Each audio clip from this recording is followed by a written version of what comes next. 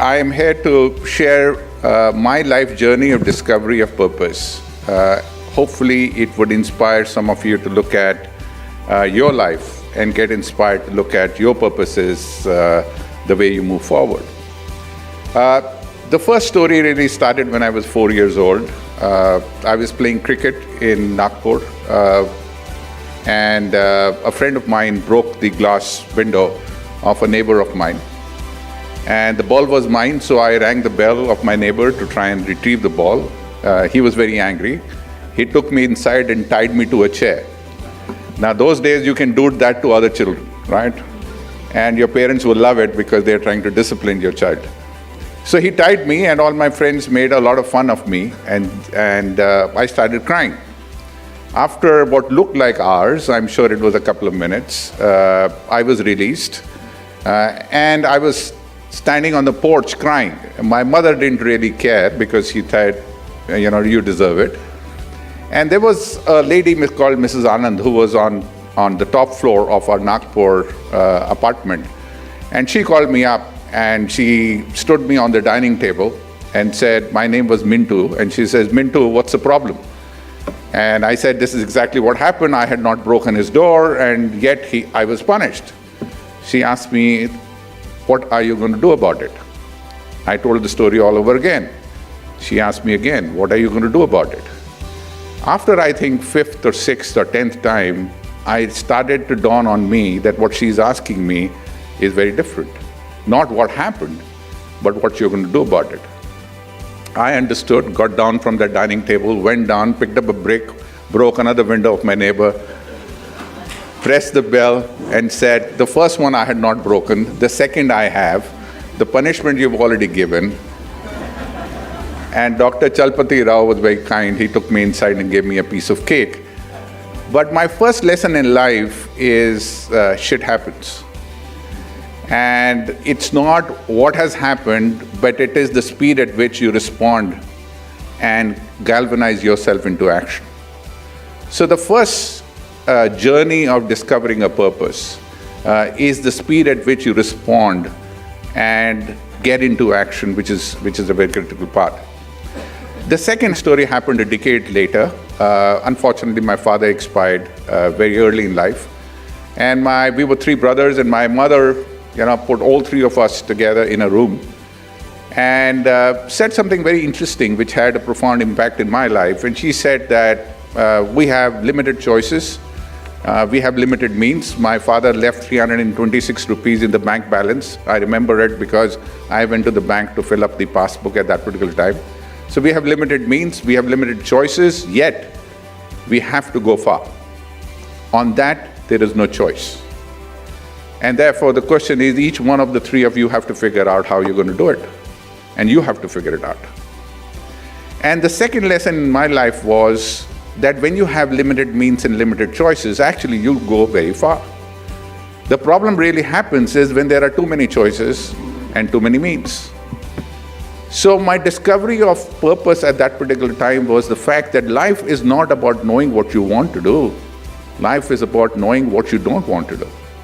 Life is not about opening doors. Life is about shutting doors. The more doors you shut, the more options you close, the more focused you are. I'm sure you are aware of the fact that many psychologists have said that our ability to take in inputs is at about 160 bits per second. And the speed at which we talk is about 60 bits per second. Therefore, the more uncluttered our mind is, the more focused our mind is, the more further we will go. So that was my second discovery in pursuit of purpose. But the third was a lot more interesting because now I'm in a job. I'm at HCL, and HCL wanted to transform itself. It was losing mind share, market share, and talent share. And I was given the responsibility of leading HCL to try and get HCL to transform. And we ask ourselves the fundamental questions in terms of what is the core business of HCL? And we said to create differentiated value for our customers. The second is, who creates the differentiated value for your customers? The answer was our employees. And third is, and the most important, if employees are the differentiation or are creating the differentiation, which makes HCL grow faster, then what is the purpose of existence of the CEO? Or what is the purpose of existence of the management team? And our conclusion was that the purpose of my existence in HCL was to enthuse, encourage, enable those employees to create magic, to create what others considered impossible. To enthuse, encourage, enable, to create impossible. And that's exactly what happened. From 2005 to the next 7 years, we grew from $700 million to close to $5 billion. 100,000 employees got inspired to create magic in HCL, which had not been done before. So the purpose of my life at that particular time was not, do good or earn a lot of money. It was all about inspiring people and helping them do stuff which they thought was impossible. And the final story is the most interesting story. So 2012 came, and by 2012 I had written the book Employees First, Customer Second, which was become a bestseller. I think it had sold 150,000 copies for a business book, which was pretty good. New York Times did a huge article on me. The Fortune magazine chose me as one of the dream team of the best CEOs of the world. So I was on this ego trip, bigger than you can ever imagine. And with that big ego, I made a mistake of going to my mother. And I said, look, what has become of your son? Pause, stop, wait for the applause. None came. My mother is an English teacher, so she took out a copy, tore the page in half. She always believes in saving pages, and wrote a word on that page, folded it, put it in a used envelope, sealed it, and said, next time you fly globally, take this envelope with you, open it and see it. Now, I was very happy because my mother for the first time has given me written applause, right? And so I flew to New York on Air India, and with the first glass of single malt, I opened the envelope, waiting for some, the mother's blessing to emerge. And there was only one word written on that piece of paper, and that word was enough. So when I landed in New York, I called my mother and said, Mom, what is this? She says, if you have not understood it, you will understand it on your way back. So by the time I reached back, I understood it. The fact is, there comes a time in life when the word enough is your purpose. When you have achieved financial security, which you wish to achieve, where you have achieved the recognition and you have proved yourself that you can do innovative stuff, that is the time the third phase of life needs to begin. And that phase begins when you say enough. And that word and that piece of paper is the reason I quit HCL and said, I need to do something else. So the question is what to do.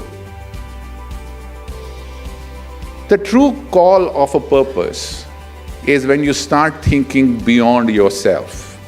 And that I did not realize till 2012. That the true joy exists outside the boundaries of region and logic, which is within you.